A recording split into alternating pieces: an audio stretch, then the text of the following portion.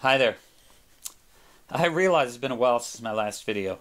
Sometimes life gets in the way. Rather inconvenient, isn't it? We have to put aside our hobbies for reality. Well, there have been a lot of visits, there have been a lot of trips, there have been a lot of things, most of which did not involve photography at all. I remember carrying a camera bag with me on several occasions and never opening the thing.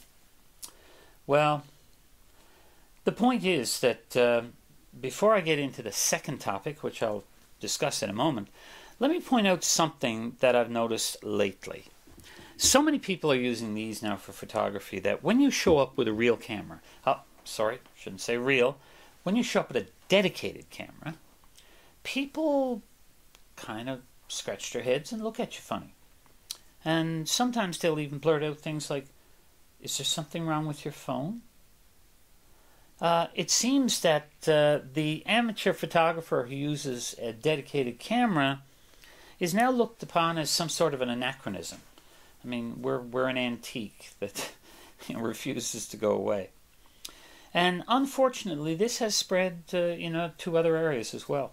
I think professional photography is suffering somewhat. A lot of professional photographers now are finding that they may have fewer jobs for the simple reason that someone with a smartphone and who understands Instagram filters is suddenly making all of these images that are quite impressive to the casual observer. The thing is that photography needs to be more about the composition. It needs to be more about the message of the image. Technical accuracy is no longer a big deal because these phones can achieve that. They can get the exposure right. They can get the focus right. So you have to put something else into the image. You have to make the image speak by proper composition. So over my next videos, I'm hoping to get much more into the topic of composition again. Remember, I spoke a lot about composition in some of my earlier videos, if you've seen them. I've sort of drifted away from that. I think it's time to get back to it again. Anyhow, that's sort of a look into the future. I still feel a little self-conscious now when I take a real camera. Oh, sorry, said it again. A dedicated camera to an event or a family event, because you do tend to attract attention now because they don't know why you're using a camera. They expect you to use a phone. Oh well. Now, talking about the doomsayers for all these camera companies. Nowadays, I mean, you hear them, talking about how Olympus will be gone in a few months and Nikon is not far behind. And well, let's face it, camera companies, especially a company like Nikon, because I think, I think Olympus probably as well, they really rode a wave of success when digital came along, because these little cameras, like the one here over my right shoulder, these little cameras were appealing to a lot of people, and they sold extremely well until they were killed off basically by the phone. Once the phone reached a capability that was, for all intent and purposes, equal to most of these point-and-shoot cameras, then nobody bothered anymore. So sales tanked. They just flatlined. They were gone. Now, you might say, well, what's that got to do with their high-end cameras? This was their bread and butter. This was their cash flow. This is what allowed them to sink money into developing the higher-end cameras they sell. Entry-level digital SLR cameras now, to me at least, I don't really see the point.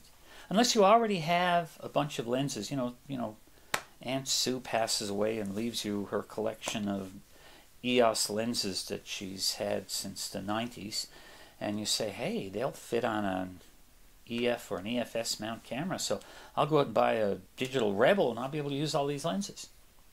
Sure, good plan. But if I were going out to buy a camera now, would I buy an SLR? I don't think so. I know that digital SLRs like Nikon D500s and Canon 7D Mark IIs, these are like very good cameras, very fast action. They're extremely capable machines. The full frame cameras like the D850 or the from Nikon, or the 5D series, 5D Mark IV from Canon. Again, marvelous cameras. No arguments there at all. However, the new crop of mirrorless cameras offer you things like an EVF, which you can use in video. Now remember, if you're using a digital SLR for video, you have to rely on that back screen. Now, with a mirrorless camera, you can use the viewfinder, because it's not an optical viewfinder. It doesn't have a mirror that flopped out of the way to let it take a picture. Instead, it's another little screen, and usually a higher resolution screen than the one on the back of the camera. So that's just one thing. Silent shutter, allowing you to work in places without making any noise. Yes, it can cause issues like banding under weird lighting, but that's just something that you have to check.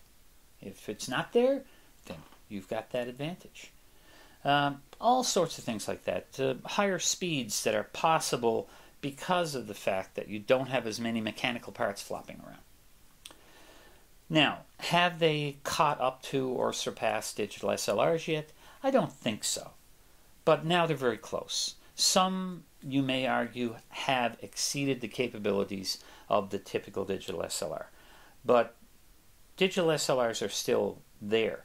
But as an entry level, if I were buying into a camera system now, I would definitely go mirrorless. Okay?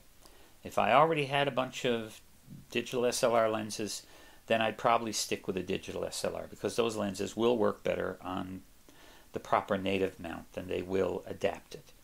Now, you know, the F-mount adapter for the Nikon works exceptionally well. The EOS EF mount adapter for the R series, the RF series Nikon's, Canons, sorry, also works exceptionally well.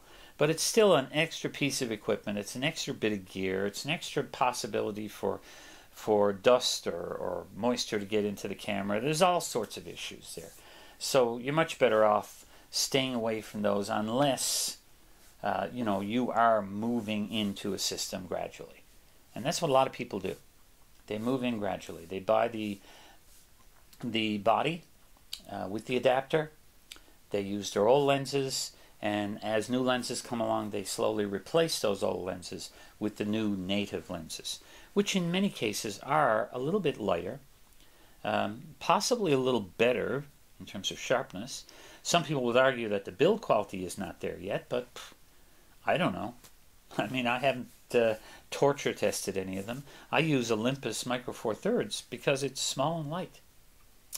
Anyhow, the whole point is these companies now have to adjust to the new reality that their sales are now going to look more like they did before digital, when people bought a camera as an investment to last many years. A typical film camera probably lasted somebody 20 years before it was replaced. Some were never replaced. They just kept on working. And, you know, now digital cameras have reached a level that they are, for most people at least, for most amateur photographers anyway, they are good enough. They take a sharp enough image, they are fast enough, they will give us the print size that we want. And what more could you ask for? Oh, well, I'm rambling now. I apologize for that. That's what it is when you're unscripted, I guess. The only takeaway from this, as I said, get out there, practice good composition, whether you're using a camera or a phone. I'm in no way condemning phones as being a problem. I'm merely saying that instead of relying upon filters, get out there and learn how to do good composition. Use your phone carefully. Look at that screen. Figure out, does this look like a good picture, before you just snap away. And the other side of it, as for the doomsayers, for the camera companies, I don't know. Are they in trouble? Maybe. They've invested a tremendous amount of money into production facilities to carry them through the boom. Now that we're at the bust, well, those facilities now are an albatross around their necks. It is now a liability rather than an asset. So, Can they survive? We hope so. All right, folks. If you enjoyed this video, of course, give it a like. If you didn't, feel free to hit the dislike button. I'm not going to tell you to hit it twice. You all know what that does. If you want to see more of my videos, then subscribe to my channel. And of course, if you know of anyone who may get some interest from this video, by all means share it. Well, bye for now.